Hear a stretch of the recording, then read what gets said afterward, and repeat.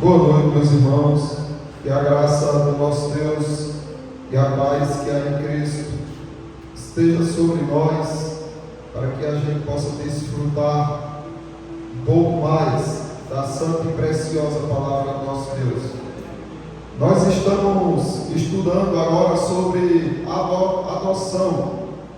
Iniciamos no sábado passado, terminamos o estudo sobre os decretos de Deus e agora estamos estudando a adoção.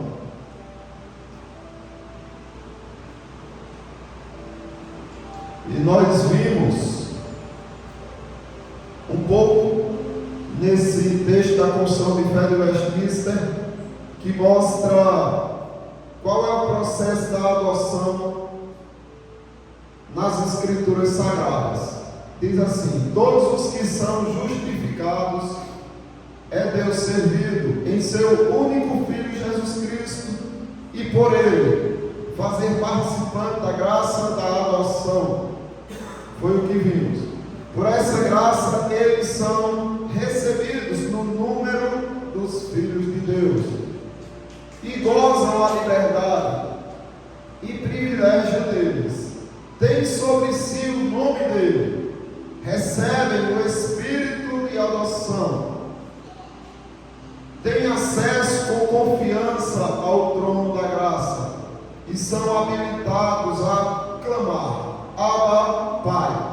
São tratados com comiseração, protegidos, providos e por ele corrigidos como por um pai. Nunca, porém, abandonados, mas selados para o dia da redenção, e herdam as promessas como herdeiros da eterna salvação. Então, o que nós vimos foi essa parte aqui, que todos os que são justificados é Deus servido em seu único Filho Jesus Cristo, e por ele fazer participantes da graça da adoção. Hoje nós vamos ver essa segunda parte. Por essa graça eles são recebidos no número dos filhos de Deus e gozam a liberdade e privilégio deles. Então, o texto ele está dizendo que a adoção vem através pela graça de Deus, e dá a entender que há um número definido de eleitos, há um número definido dos filhos de Deus, porque diz que eles são recebidos no número dos filhos de Deus, e depois ele diz que gozam da liberdade e privilégio deles. O privilégio que um filho tem, os eleitos desfrutam, porque eles passam a ser filhos de Deus. E aí nós precisamos provar com as Escrituras. Não é um livro dizer uma coisa e a gente acreditar. A gente tem que conferir com as Sagradas Escrituras. Veja só, existe um número definido dos eleitos de Deus? Ou Deus não definiu nenhum número? Será que Ele tem nos seus eleitos o número exato daqueles que Ele quis salvar em Cristo? Ou será que esse número aí pode ser acrescentado e diminuído como muitos pensam? Veja só, há um número sim definido. Israel, sendo as 12 tribos representantes do povo escolhido de Deus na velha aliança, e os 12 apóstolos, sendo representantes também dos escolhidos de Deus que estariam espalhados por entre as nações. Antigamente, o Evangelho era levado, as boas novas eram levadas, ou a mensagem de Deus era levada para o povo, antigamente de uma forma diferente do que é hoje. Antigamente era por uma força centrípeta, que era uma força que atraía, que puxava para dentro, que puxava para o centro. Então Deus não dizia a Israel: vá por todas as nações e leve o meu nome. Não. Deus dizia: zele pelo meu nome. Deixe que as nações vejam quem você é. Então as nações observavam Aí alguém que se convertia ao Deus de Israel dizia: olha, eu quero fazer parte. Então eles vinham de lá para dentro de Israel. Agora, o Evangelho é em forma de centrífuga, é uma força que afasta do centro. Você está na igreja, não é o povo que tem que vir para cá, é você que tem que ir. Então, Deus ele tem o seu número definido. E aqueles que entravam para dentro de Israel eram eleitos de Deus que já faziam parte desse número. E agora, aqueles que você vai em busca, que você vai, ir por todo mundo, quando você vai, que alguém se converte, esse daí que entrou, não acrescentou ao número dos eleitos. Ele já estava escrito e definido.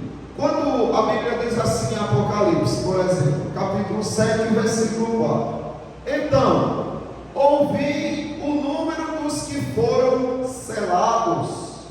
Olha só. Então existe um número que foi selado.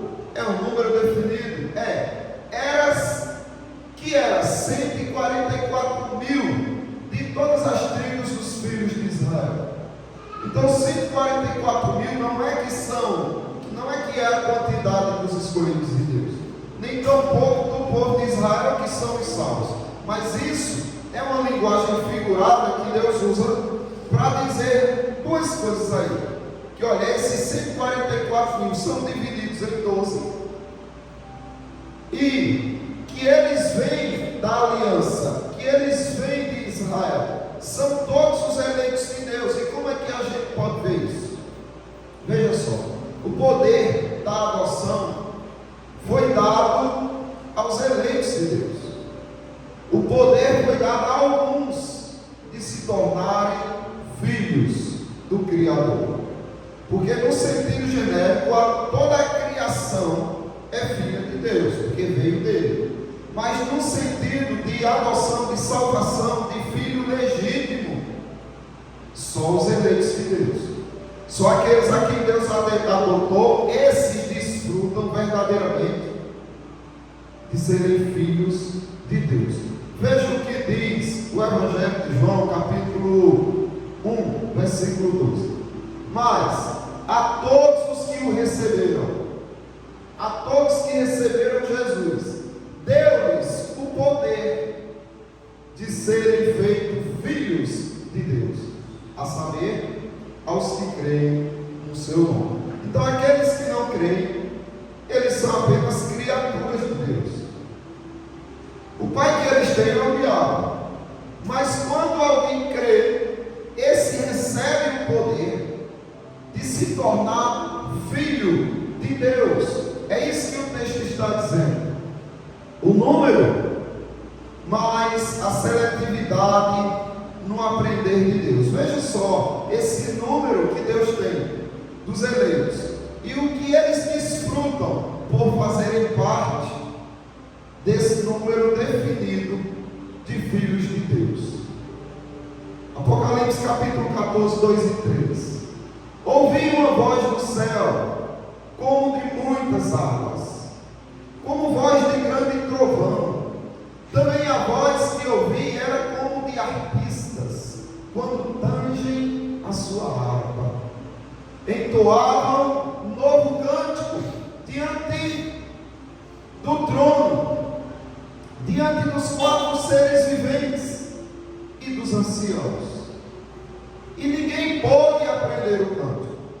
Ninguém pôde aprender aquele canto,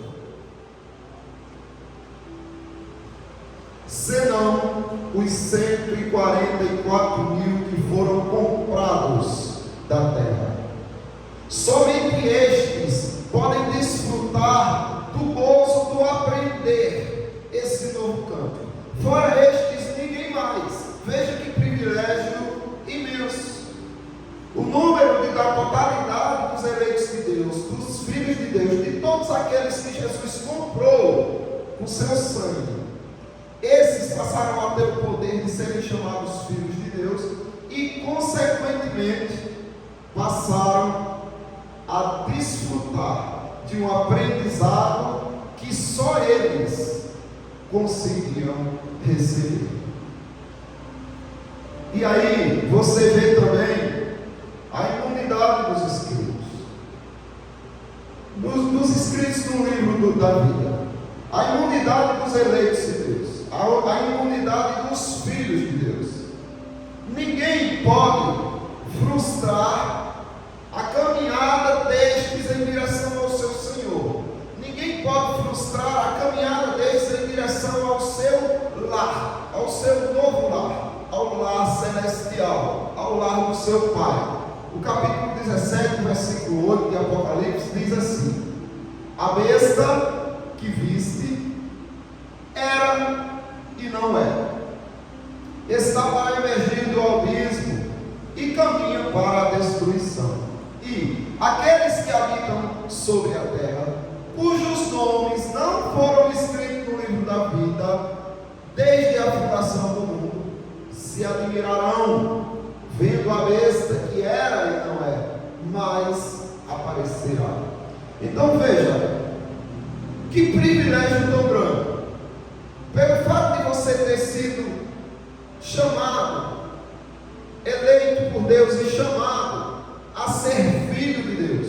Isto te dá a imunidade de ser seduzido pela besta. Você não poderá ser seduzido pela besta. O mundo todo será, mas você que é filho de Deus não. E por que não? Porque essa eleição, ela se deu desde a fundação do mundo.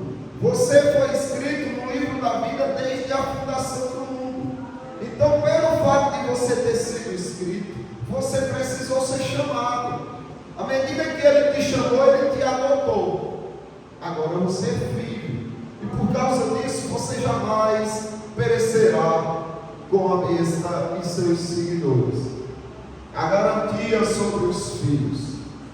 Jesus garante que aqueles que o Pai deu a Ele, aqueles que o Pai adotou para si e confiou aos cuidados de Jesus, Ele garante que nenhum se perderá. Todos os filhos estarão com o Pai. Se você hoje é filho, não existe a mínima possibilidade de amanhã você deixar de ser. Você é filho e sempre será. Você é filha e sempre será filha de Deus. Isso é uma garantia que vem do próprio Deus.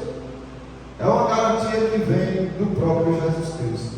O Evangelho segundo João, capítulo 6, do 37 ao 39 diz: todo aquele que o Pai me dá, todo o que o Pai dá a Ele, esse virá a mim.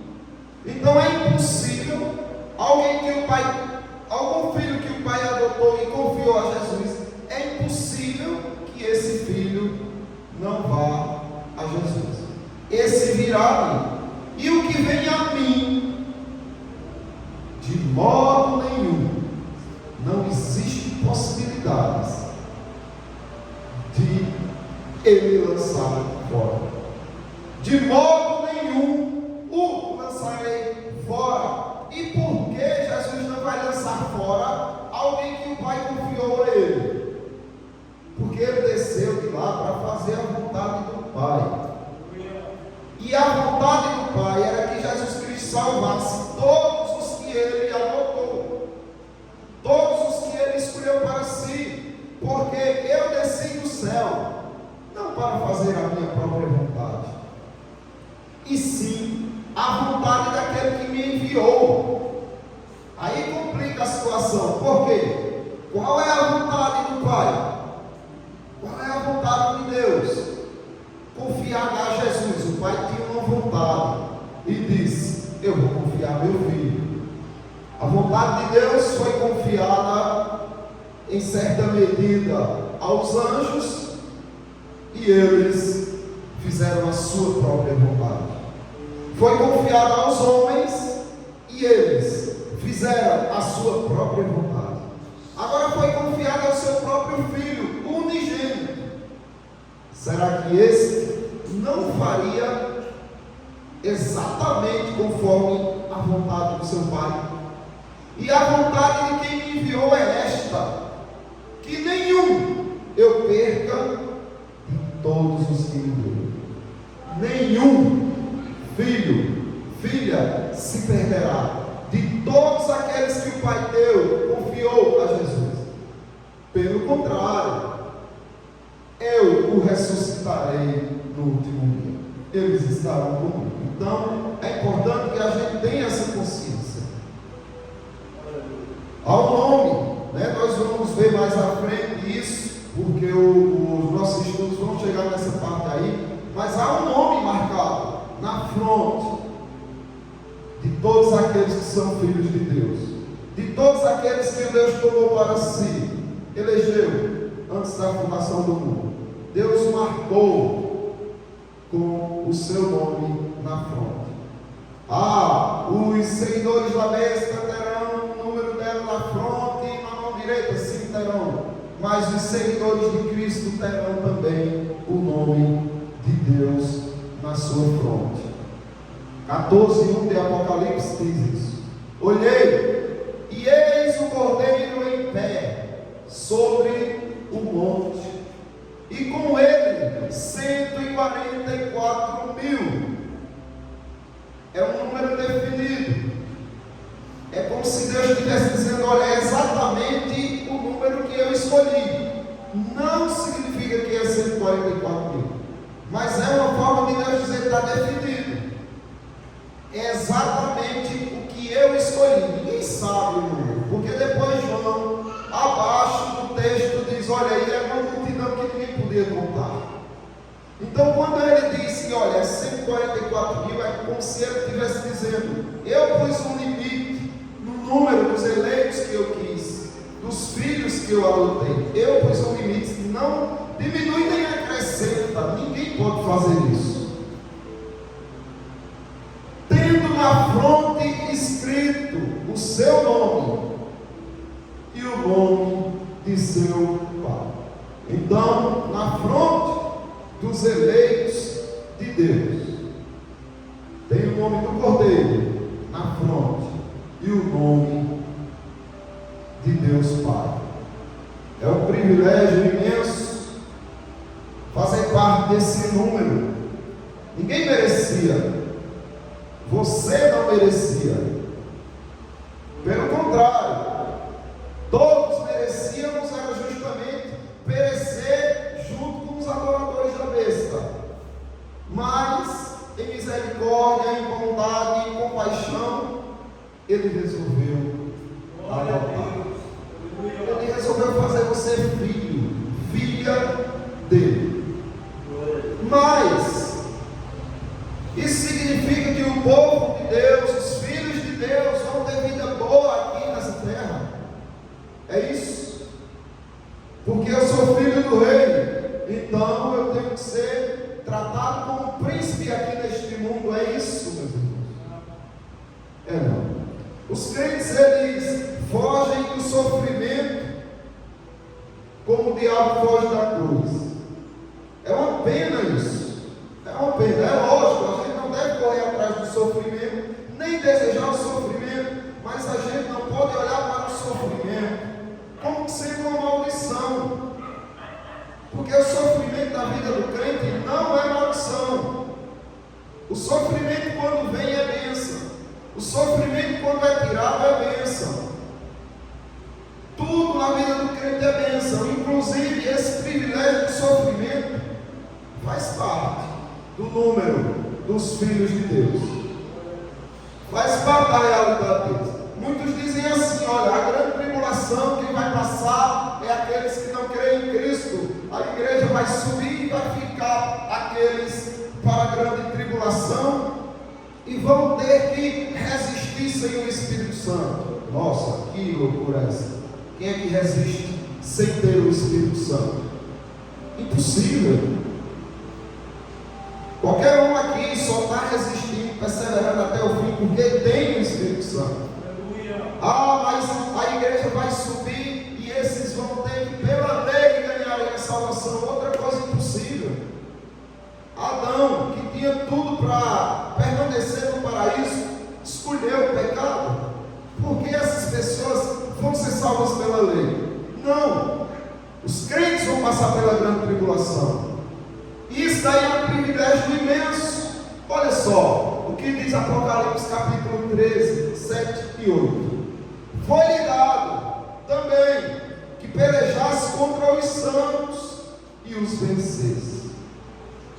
A besta ganhou de Deus autorização de pelejar contra os santos, contra os filhos de Deus, contra os escolhidos que estarão aqui na terra.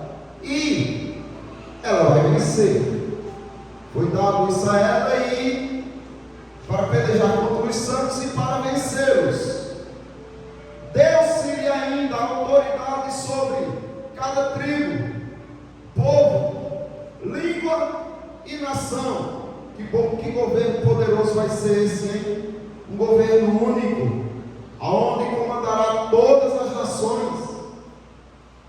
E adorarão. Quem é que vai adorar essa besta? Todos os que habitam sobre a terra. Toda a humanidade vai seguir e adorar a besta. Então, esse governo vai ter todos os exércitos das nações, todo o exército mundial, e agora toda a humanidade, toda a população seguindo-os, adorando-os.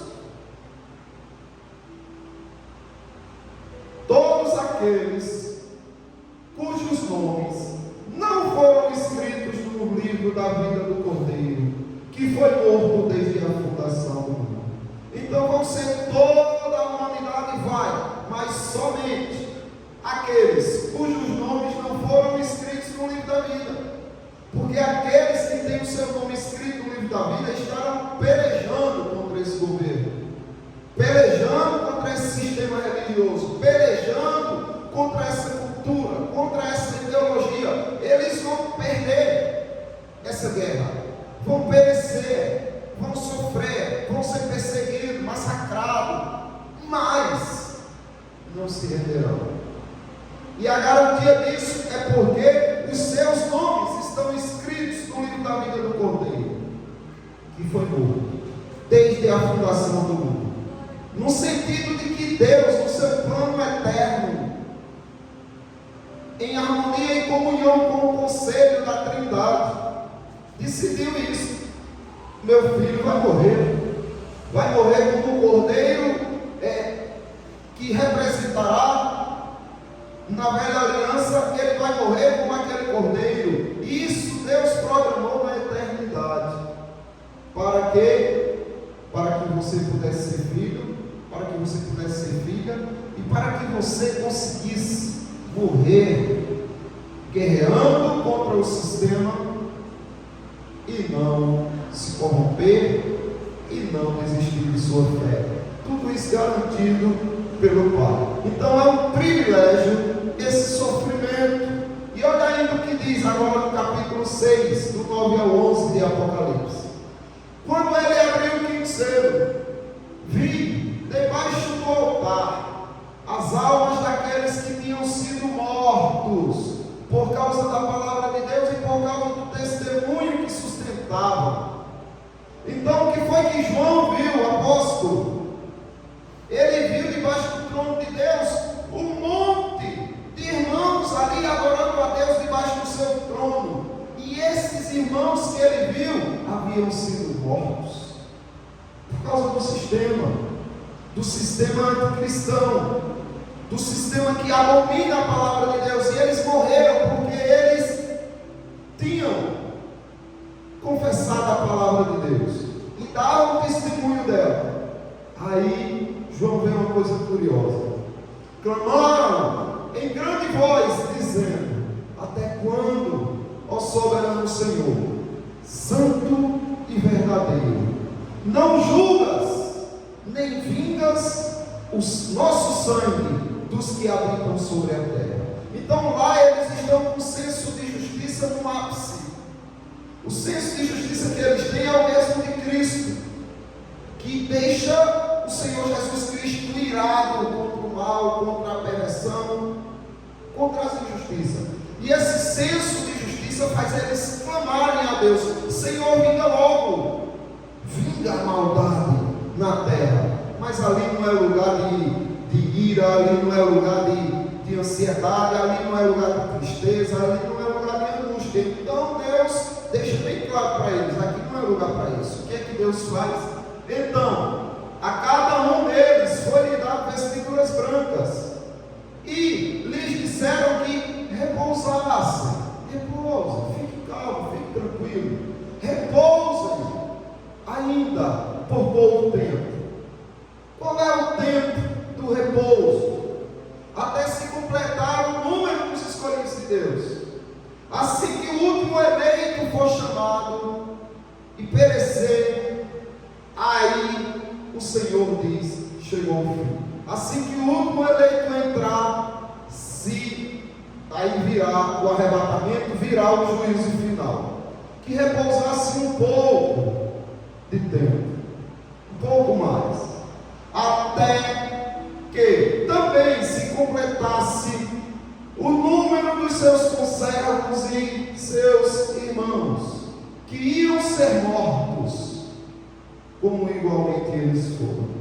Então o que Deus está dizendo aí, olha, fiquem calmos, eu vou vingar sim, isso que vocês estão clamando vai acontecer, só que não é agora, porque ainda tem outros que vão também sofrer como vocês sofreram, vão ser perseguidos como vocês foram, e quando se completar o número, aí sim, eu faço isso que vocês estão tão ansiosos que aconteça. E aí virá a posse do rei. E aí você poderá entrar na casa real do seu pai. Aqui é uma casa simbólica, não essas paredes, mas essa comunhão aqui é a casa de Deus. Deus habita no meio do seu povo. Só que quando nós subirmos, nós vamos habitar com o nosso Deus. Quando nós estivermos com Ele, nós estaremos lá, habitando no Senhor, no lar celestial. Essa posse é garantida para os filhos. Veja só, o Senhor Jesus Cristo, Ele diz isso naquela parábola do joio e do trigo. Quando os trabalhadores dizem: Senhor, deixa a gente arrancar o joio, está danificando aí o trigo, o Senhor diz: não permito. E aí Jesus Cristo revela que eram os anjos, né? Louco para acabar com e tirar logo o joio do meio do povo, dos filhos de Deus. Aí Jesus Cristo disse: não, deixe crescer junto, porque senão vocês podem ceifar um trigo pensando que é joio, porque o trigo, quando está crescendo, é igual ao joio. Os dois crescem muito parecidos, e por ser novinho ainda não tem frutos. E o que distingue o trigo do joio é justamente os frutos que o trigo dá. E aí Jesus Cristo diz: não deixa não. Lembra que ele disse que o Pai não permite que um só se perca, e que ele garante que nenhum só se perderá? Por isso que ele não deixa os anjos agirem fora do tempo. Aí ele diz assim: deixai-os crescer juntos até a colheita, e no tempo da colheita direi aos ceifeiros: ajuntai primeiro o joio, atai-o em feixes para ser queimado, mas o trigo recolhei-o no meu celeiro. Então o trigo, ele vai habitar aonde Deus habita. Ele tem essa garantia dessa posse. Todos aqueles que são filhos de Deus, eles recebem esse privilégio de morarem aonde o Deus e Pai celestial habita. O sofrimento e a posse. Veja só que interessante. Paulo aos Romanos, capítulo 8, versículo 17 diz: ora, se somos filhos, somos também herdeiros, herdeiros de Deus e co-herdeiros com Cristo. Se com Ele sofremos, então Ele admite que há um sofrimento para os filhos de Deus aqui. Se com Jesus Cristo sofremos, também com Ele seremos glorificados. Então esses são os filhos, esses que herdam a posse, mas eles não estão livres de sofrimento aqui. E aí é interessante, porque existe uma insignificância tão grande no sofrimento, comparado com a posse que você vai herdar. Que os crentes se soubessem, ou pelo menos se assimilassem a profundidade dessa riqueza, a profundidade desse tesouro, eles iam rir do sofrimento.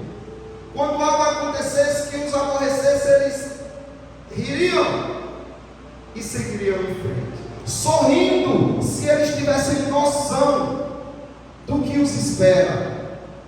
Tendo essa noção, eles iam perceber que o que acontece de ruim nesse mundo é nada, é cócegas, que só faz rir.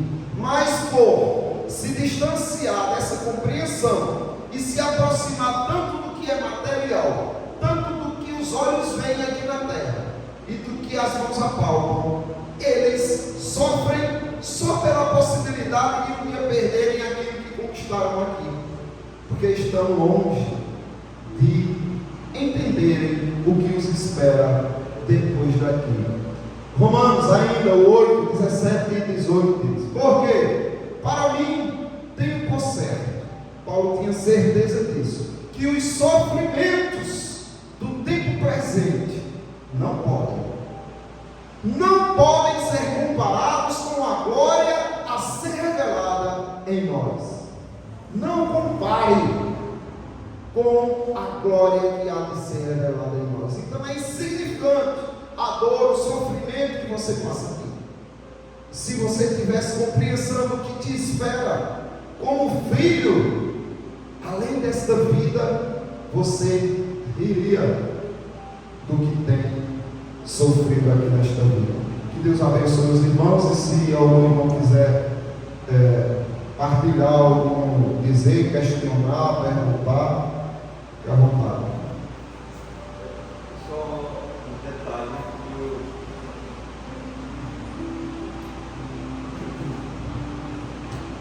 Só um detalhe que eu observei, porque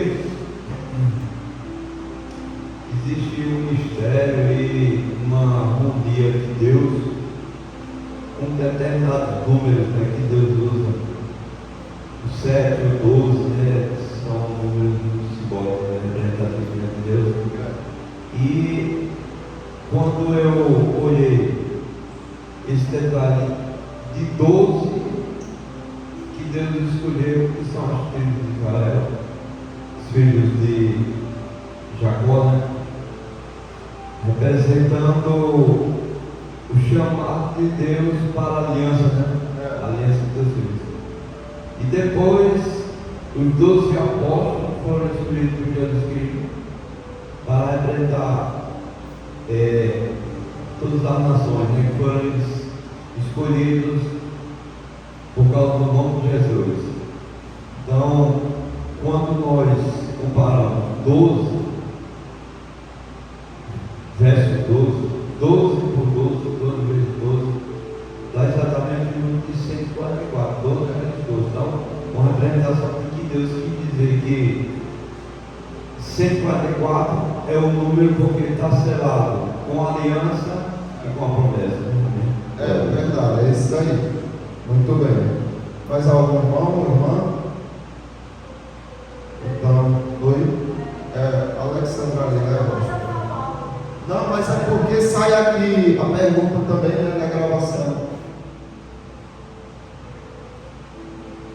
É interessante, né, que você falando que os que são escolhidos de Deus, que são os filhos de Deus, naquela razão, nunca deixam de ser filhos. É igual a gente, assim, tem os nossos filhos, mesmo que eles vão embora, nunca deixam de ser filhos, né?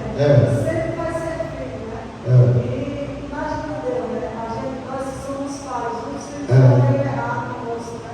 Podem nos fazer errar, mas a gente nunca vai deixar de ser pai e mãe dele, né? É verdade. Mas e Deus, né, que é fiel, justo, verdadeiro, ele sim, né, que nunca vai desprezar os seus filhos, né? É verdade.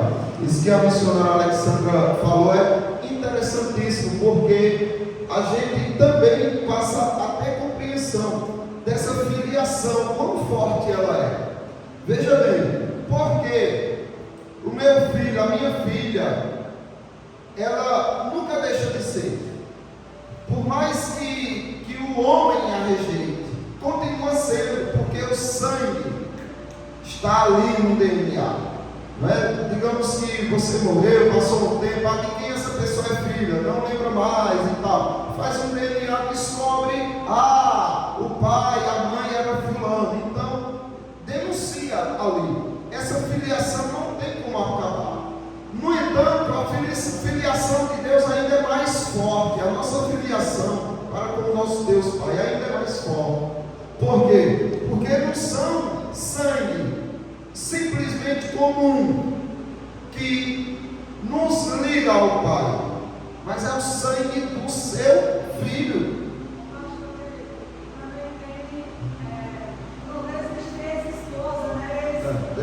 Não, mas é bom porque para sair aqui o som.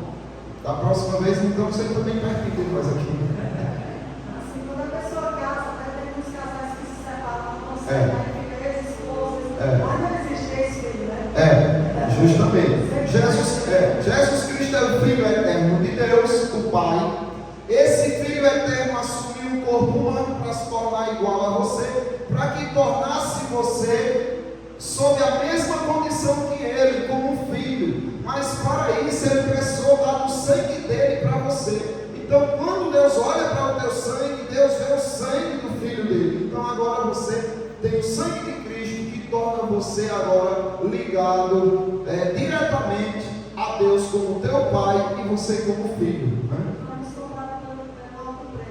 Isso é verdade. Mais algum irmão ou irmã? Então agrada a Deus. Deixa chegar o microfone. Tem uma passagem de Jesus que ele afirma isso que a Alessandra estava falando, de uma forma, através de uma promessa que Deus fez na sua palavra, né? Ele diz que ele enviaria outro Consolador, que é o Espírito Santo, que habitaria em nós, né? Então, o que é que Jesus falou? Se vós, sendo maus, sabeis dar boas coisas aos vossos filhos, quanto mais o vosso Pai Celestial dará o Espírito Santo a quem pedir. Quer dizer, a promessa maior é essa, não é dádivas terrenas, mas sim o Espírito Santo. Isso, que é o selo, né? A garantia de que nós estaremos com Ele para sempre, como filhos adotados, né? Então eu agradeço a oportunidade e Deus abençoe os irmãos.